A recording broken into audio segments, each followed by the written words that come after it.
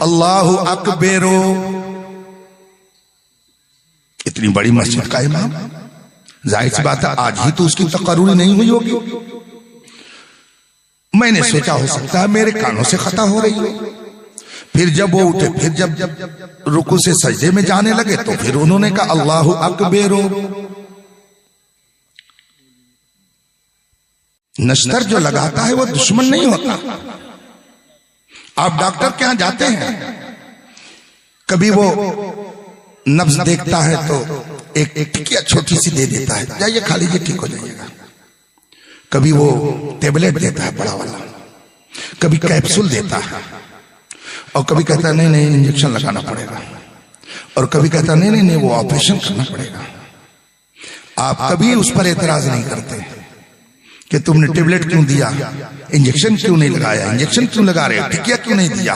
आपको उस डॉक्टर पर एतमाद होता है, और डॉक्टर ये समझता है कि आपका मर्ज किस लेवल का है, आपका मर्ज कैसे ठीक होगा, टिकिया देने से ठीक होगा कि कैप्सूल से ठीक होगा कि इंजेक्शन से ठीक होगा कि ऑपरेशन करना पड़ेगा। डॉक्टर ये जानता है। तो अगर जिस्मानी डॉक्टर पर आपको भरोसा है तो आपको ये समझना चाहिए कि ये सब रूहानी डॉक्टर हैं।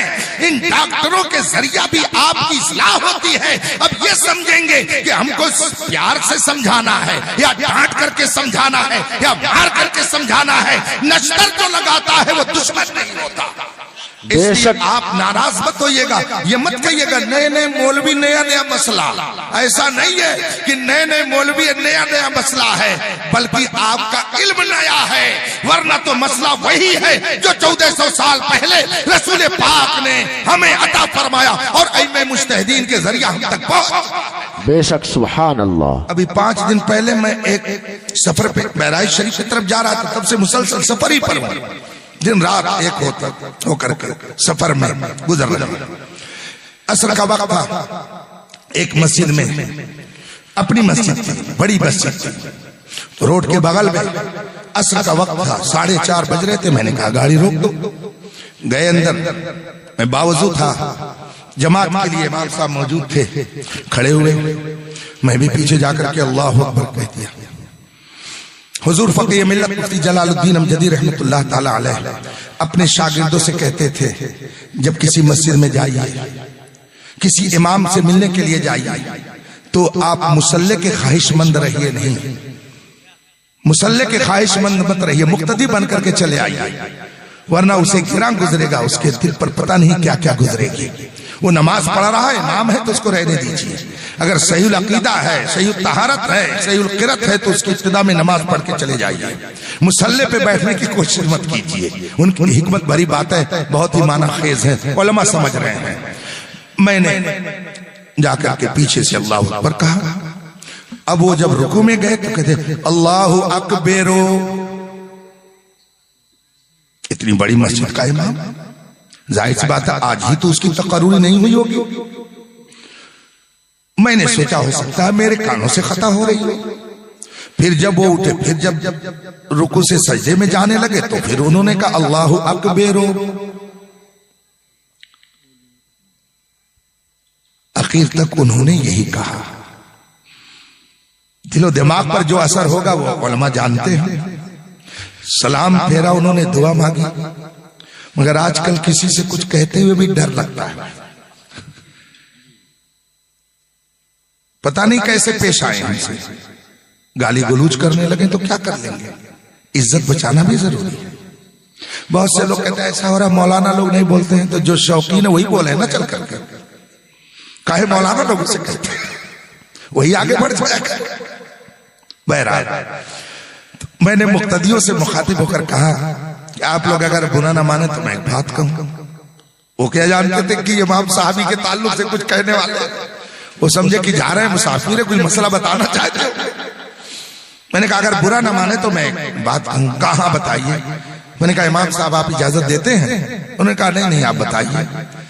मैंने उनसे कहा कि अभी आपने यूं पढ़ा है अल्लाहु अकबरो, तो अकबरो तो कहीं नहीं आया। अब वो मेरी तरफ मुंह तक है। जितने मुक्तदी हैं वो सब खामोश। हमने कहा आप यूं ही पढ़ रहे हैं, हम तो यही सुन रहे हैं। अल्लाहु अकबरो नहीं है, خیر ان کی سعادت مندی تھی، انہوں نے قبول کر لیا۔ مقتدیوں میں سے ایک صاحب نے کہا کہ بولا اس لیے نہیں جاتا ہے کہ امام لوگ برا نہ مان جائیں، اس کا مطلب ان کو احساس تھا کہ غلط پڑھ رہے ہیں، مگر ڈر لگا ہوا تھا کہ کہیں برا نہ مان جائے۔ لیکن یاد رکھیے، جو لوگوں کی رضا اور لوگوں کی ناراضگی دیکھ کر کے فتویٰ دیتا ہے وہ حقیقت میں دین کا ترجمان نہیں ہو سکتا ہے۔ حقیقت میں دین کا ترجمان وہ ہے کہ سامنے کوئی ہو وہی کہے جو مصطفیٰ کی شریعت کہہ رہی ہے، وہی بتائے جو رسول پاک کا دین کہہ رہا ہے۔ مقصود ہے اس بزم میں اصلاح مفاسد، نشتر جو لگاتا ہے وہ دشمن۔ نعرہ تکبیر، نعرہ رسالت، حضور تاج الفقہا فیضان اعلی حضرت فیضان تاج الشریعہ، نعرہ تکبیر۔ جن کو آپ نے اپنے ماتھے کی آنکھوں سے دیکھا کہ یہ گلی میں گھوم رہے تھے، کتنے بوڑھے ایسے ہوں گے کہ ان کے سامنے اگر یہ مسئلہ بتائیں گے تو وہ یہ کہہ سکتے ہیں ہمارے سامنے پیدا ہوئے، ہم کو آئے سکھانے کے لیے، لیکن یہ مت کہیے گا، اس لیے کہ جب عالم دین ہو جاتا ہے، حدیث کی روشنی میں فرمایا گیا بوڑھے باپ پر بھی لازم ہے کہ عالم دین ہونے کی وجہ سے اس کا لحاظ اور احترام کرے۔ بے شک حق ہے۔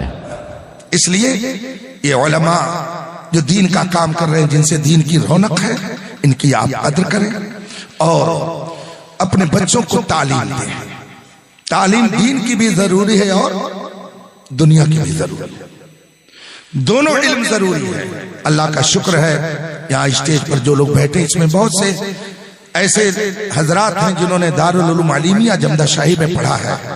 وہاں پر کوشش اس بات کی جاتی ہے کہ آپ کے بچوں کو سنوارا جائے، ان کو شاندار انگلش کی تعلیم دی جاتی ہے، ریاضی کی تعلیم دی جاتی ہے، ان کو سائنس پڑھائی جاتی ہے، کتاب و سنت کا علم دیا جاتا ہے، اور سب سے زیادہ میں جس چیز کو ضروری سمجھتا ہوں وہ یہ کہ آدمی کہیں رہے، عالم بنے، مفتی بنے، قاری بنے، حافظ بنے، جو بنے، مگر امام احمد رضا کا وفادار بن کر کے رہے، کہیں بھی رہے مگر مسلک اعلیٰ حضرت پر قائم رہے، اور وہ یہ مزاج لے کر کے جائے۔ نقطہ اتحاد اعلیٰ حضرت کی ذات ہے، جس کو اعلیٰ حضرت سے اتحاد ہے ہمارا ان سے اتحاد ہے۔ وآخر دعوانا الحمدللہ رب العالمین، السلام علیکم۔